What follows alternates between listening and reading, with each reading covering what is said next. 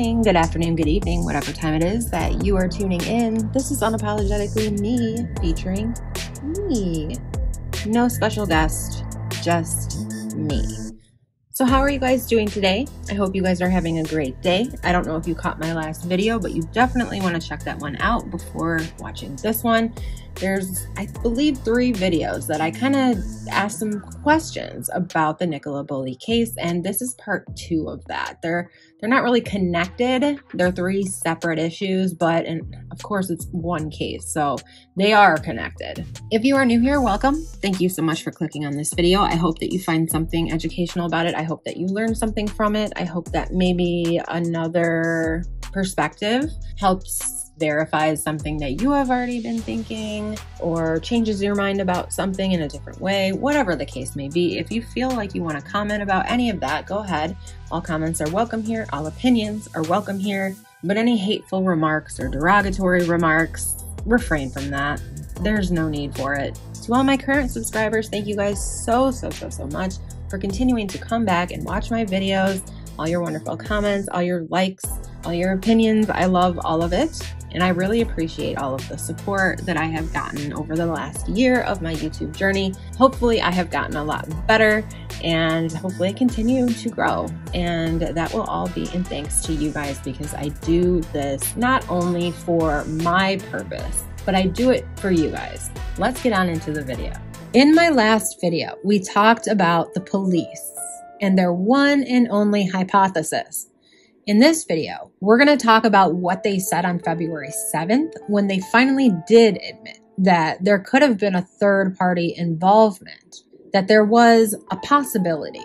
At the beginning of the case, police told us about specific vulnerabilities that made the search for Nicola a high priority, that she was high risk. They didn't say why, but eventually they felt the need to say why, and they came out with Nicola's struggles.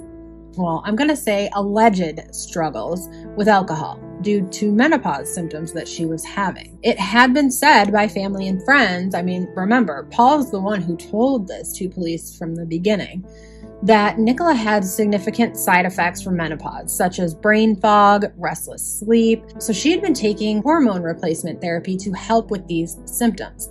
But the hormone replacement therapy had its own list of side effects, and one of them was very intense headaches. And this is allegedly what caused Nicola to stop taking the HRT, thinking that it may have helped her, but it only ended up causing this crisis. Now that's a quote from a friend. What crisis? Was Nicola in a crisis? We know that there was a welfare check done on January 10th where medical personnel as well as police were summoned to Nicola's home for Nicola. Is that when this crisis began? I am so confused. What crisis? Does anybody know? And if what has been said by Nikki's friend is true, that she was in a quote-unquote crisis, then why wasn't she given help? According to Paul, it was a normal day. Take us back to 2 weeks today, that morning of Friday, the 27th of January. Yeah. Was it a normal morning like any other? Yeah, totally normal. He did mention a difference in that day, though, and it was very small. It was a very slight change, but he said usually the mornings went a certain way, but that morning it did go a tiny bit different. So the only difference that morning was, usually, when you've got children, getting up on a school day, you probably know yourself, is just mayhem, isn't it? Carnage, yeah. Yeah, absolute carnage. So the only difference on that morning 2 weeks ago was that there wasn't a lot of rushing. I came down and a lot of stuff was already done. It was, the girls were having a breakfast and everything was pretty much ready to go. I came down, Nikki went upstairs to get ready, and then, the routine is basically if Nikki's taking the girls and Willow, when I hear her come down, I'll get them in the car, get them strapped in, get Willow in the boot and all that, and Nikki comes out, give her the keys, and off they go. It's a well-oiled machine normally. Usually, the two worked kind of in tandem in the morning, getting the kids ready for school, breakfast, getting Willow loaded up into the car for her walk after the drop-off. But that morning, Nicola had done all of it herself before Paul even came downstairs. And that is something many people brushed over, including myself. But it is something that I kept in the back of my mind just in case I did need to circle back around to it. Was she nervous? Was she anxious? Why did she handle all of that herself that morning? She dropped the kids off at the normal time, so there was no need to rush in that sense. Was Paul just slacking that morning? Was she angry with him possibly? For whatever reason, they did not work in tandem that morning, and that was different. Paul said this. So in my opinion, it can be considered a fact. There was a slight difference to Nicola's routine that morning. It may be small, and I don't want to read much into it, but it may be important. The thing about this case is we really don't have a lot of confirmed facts. Let's go over what we do have, the facts and evidence that have been confirmed. Nicola handled the morning routine all by herself that morning, and that was different. Nicola's 2 daughters were dropped off at school on time. Nicola went missing. The river was thoroughly searched for 23 days, all the way out to the sea, and Nicola's body was found deceased 23 days after she went missing, just 1.5 miles away from her last known location. And that's about it. We have no confirmed evidence of anything else. We do have 2 witness statements saying that they saw Nicola, and the last witness who saw Nicola saw her in the upper field at 9:10 a.m. But have we seen this witness? Have we heard this witness for ourselves say that he saw Nicola? No. In fact, this witness never even spoke to anyone. This witness is a 70-year-old man with a white fluffy dog who police were tracking down to question. This man was allegedly on CCTV footage captured by the caravan park. And this man sent his wife to talk to the Times, not himself. So the statement's not from the witness, it's from the witness's wife, who wasn't even there that morning. And then we have another witness that I spoke about in my last video, the lady in red, that says she's not a witness at all. She never saw Nicola. She saw nothing. And then we have yet another witness that didn't want to be named. So to put it out there fully for you guys, we don't really know if there were any witnesses that saw Nicola that morning. Not for a fact. Do we? For all we know, the police could have made up these witnesses just to support their theory. And there's many reasons why they would do that, in my opinion. One of them simply would be not to look like idiots, not to look like they dropped the ball, not to look incompetent. We have no confirmed walk path. We have no confirmed evidence that she fell into the river. We have no confirmed evidence that she even put her phone on that bench. We have no CCTV footage of Nicola at all that day, with the exception of the doorbell cam of her own home, and even that's been questioned.